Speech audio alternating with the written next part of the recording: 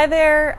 This past week, Charlie from Ontario, Canada, sent me some emails asking me some questions about running 3-on-3 basketball leagues, and I thought that it would be a good idea to come on Facebook Live and share those questions with you because I bet there's other people wondering the same things. So, Charlie's first question was, how many weeks should I run my league?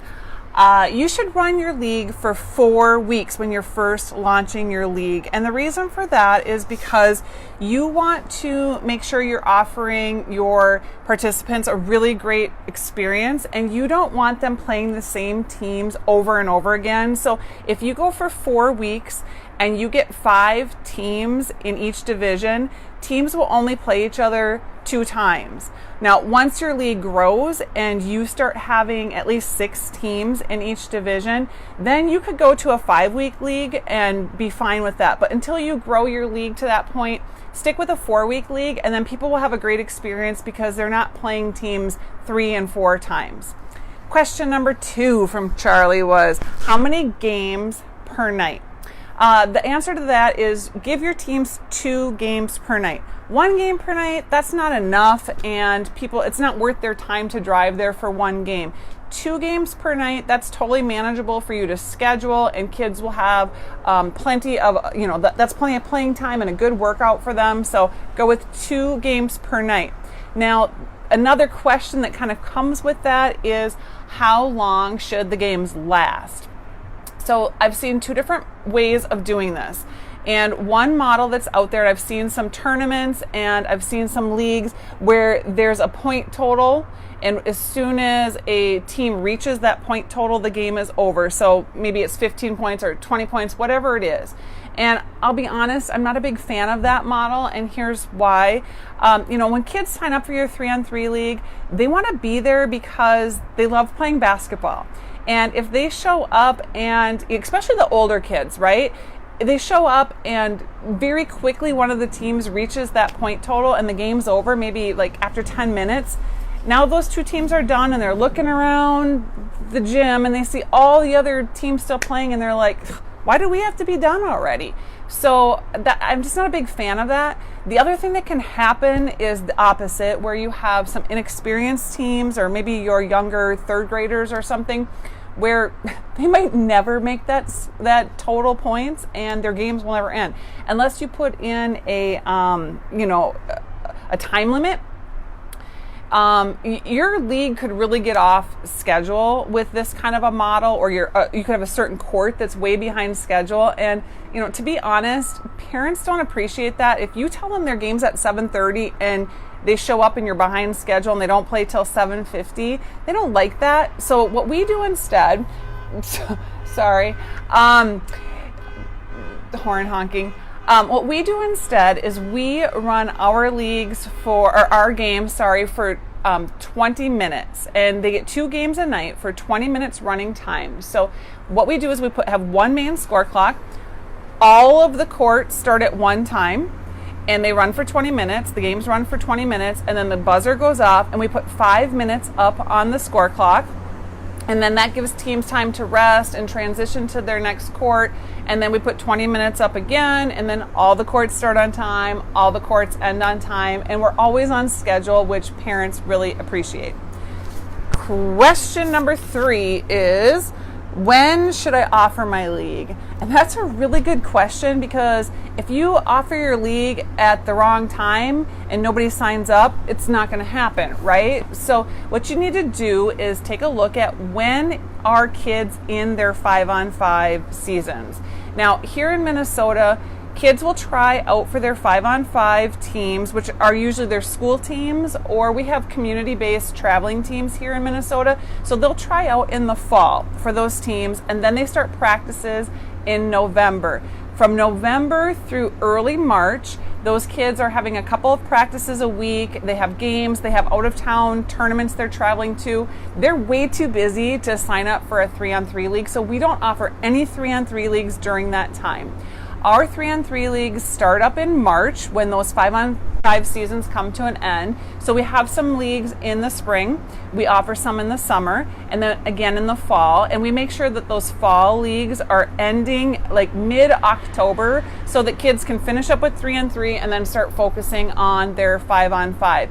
And I would say that the fall is the most popular time for us. That's when we have the most participation in our leagues, followed closely by the spring leagues.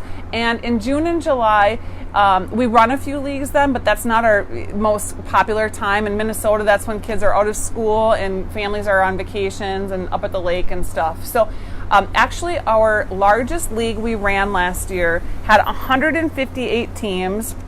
And that league started in August and ended in September. I think it was 2 weeks before school started and 3 weeks, after school started. And we had 158 teams. And that league this year is looking to be even bigger. So that might be a really good time to offer your league.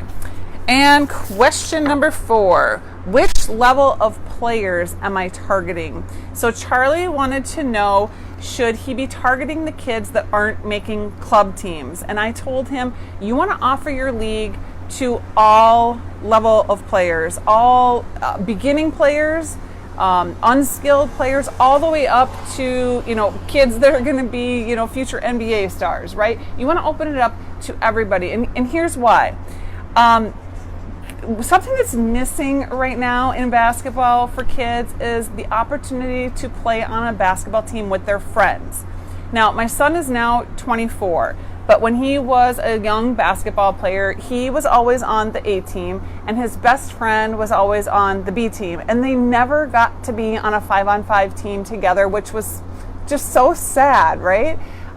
So they're actually, one of their favorite things was playing 3-on-3 in the summer. They could form a team with their friends. Didn't matter who was a superstar and who was not as good. Just get your friends together, go play basketball, and it was the only chance for them to ever be on a team together. And they're 24 years old and they still talk about their memories of playing 3-on-3. So open up your league to all level players, but what you have to be really good at is your scheduling.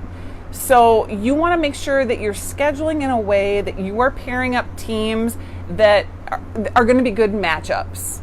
Nobody likes lopsided games. Nobody wants to play in a lopsided game. No one wants to watch a lopsided game. So just make sure that you've got good matchups of teams that are of equal playing level.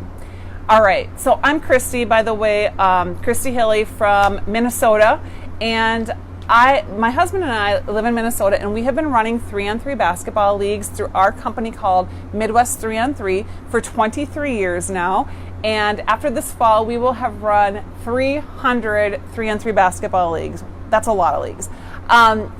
So what I'm trying to do right now with 3-on-3 Hoops Hub is I want to help other people do what we're doing. I really think that this is a great way for kids to experience basketball, and I want to teach others how to do what we've done. Because quite honestly, we don't have superpowers or anything. Like, if I can run a 3-on-3 league, you can run a 3-on-3 league, and I want to help you.